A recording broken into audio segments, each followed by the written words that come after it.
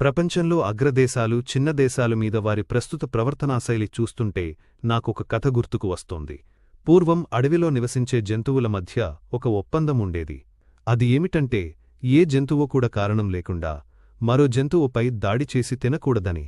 అయితే పెద్ద జంతువుకు చిన్న జంతువు ఇబ్బంది కలిగించినప్పుడు మాత్రమే దానిపై దాడి చేయవచ్చన్న షరతు అందరూ అంగీకరించారు.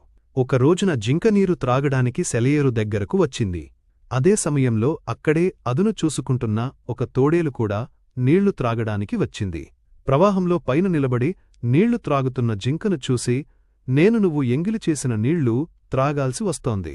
క్రిందకు వెళ్ళి నీరు త్రాగు అని అరచింది. జింక ఏమాత్రం వాదన లేకుండా తోడేలను దాటి ప్రవాహానికి క్రిందకు వెళ్ళి నీరు త్రాగింది. అప్పుడు తోడేలు, నువ్వు నా అనుమతి లేకుండా నేను ఎంగిలి చేసిన నీళ్లు త్రాగావు అని మరో సాకును చూపించి జింకపై దాడిచేసి దానిని తినేసింది. ఈ కథ ద్వారా మనకు అర్థమయ్యేది ఏమిటంటే, ఒప్పందాలు ఎన్ని చేసుకున్నా దుర్మార్గుడు తనకు కావలసినది సాధించాలనుకుంటే ఏదో ఒక సాకుతో తన స్వార్థాన్ని నెరవేర్చుకుంటాడు.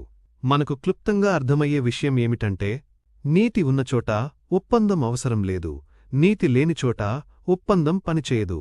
పెద్దలు చెప్పిన మాట కవి హృదయం నోట.